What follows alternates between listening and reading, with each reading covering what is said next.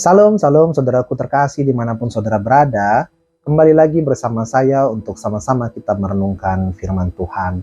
Tema pada kesempatan kita kali ini adalah pencitraan, saudara.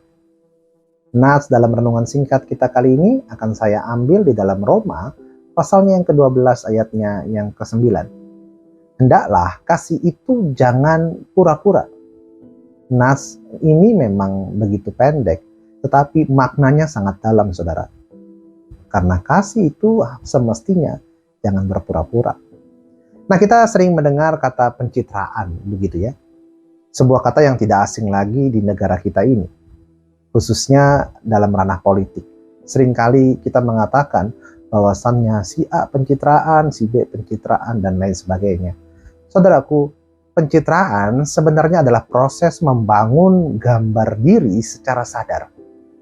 Namun orang cenderung mengartikannya secara negatif, melakukan sesuatu yang berbeda dengan aslinya demi mendapatkan simpati, atau dengan kata lain berpura-pura.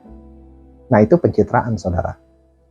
Nah, saudaraku terkasih, sadar atau tidak sadar, orang Kristen terbiasa dengan berpura-pura. Saya tidak menjudge semua orang Kristen, tetapi sebagian ada yang berpura-pura, sadar atau tidak sadar. Nah, bila mana kita sadar, maka bertobat. Bila mana kita tidak sadar, maka kita harus berubah. Ya, coba ingat lagi. Seberapa sering kita berpikir seperti ini ya? Saya orang Kristen, maka saya harus.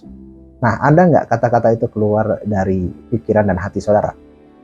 Padahal sebenarnya kita tidak terbiasa bertindak seperti itu. Tapi saudara seakan-akan terpaksa harus karena saudara orang Kristen. Kita melakukannya supaya orang itu tahu bahwa kita itu orang Kristen. Ya, bukankah itu sama saja seperti dengan pencitraan? Nah, keadaan ini kian parah dengan banyaknya pengajaran yang menyatakan sebagai orang Kristen maka kita harus ini, harus itu, dan lain sebagainya. Nah, ajaran ini membuat kita merasa belum menjadi orang Kristen. Karena jika kita belum melakukan tindakan-tindakan tersebut yang menggambarkan tindakan orang Kristen, maka kita belum termasuk orang Kristen. Maka itu kita harus melakukan tindakan-tindakan tersebut agar kita dikategorikan orang Kristen, begitu ya. Saudaraku terkasih, sesungguhnya tindakan kekristenan bukanlah sesuatu yang dibuat-buat.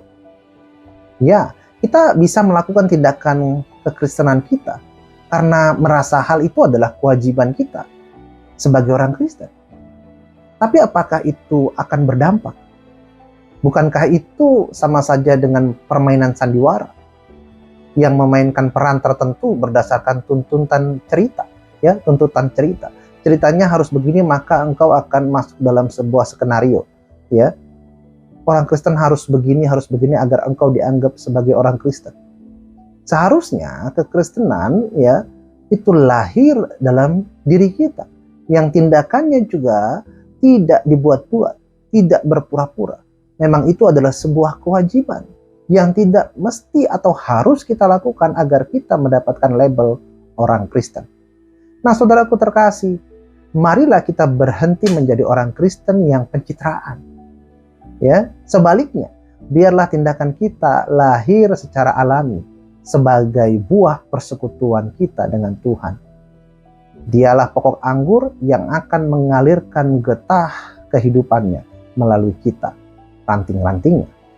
Saudaraku, tindakan Kristiani bukan diusahakan untuk memenuhi kewajiban, melainkan lahir secara alami dari persekutuan kita dengan Tuhan. Nah, itulah renungan kita pada kesempatan kali ini. Mari kita berdoa.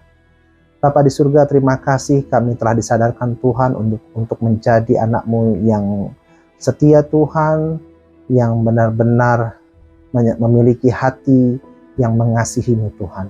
Kami tidak mau berpura-pura Tuhan menjadi anak-Mu yang harus melakukan sesuatu agar kami dianggap menjadi anak-Mu Tuhan.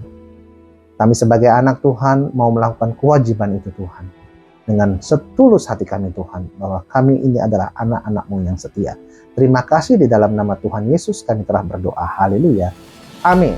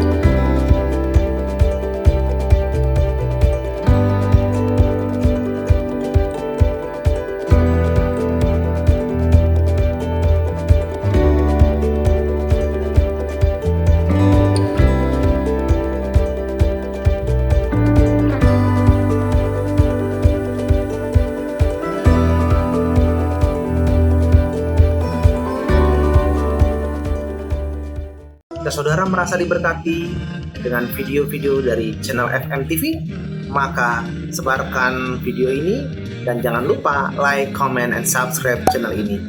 Terima kasih, Tuhan Yesus memberkati.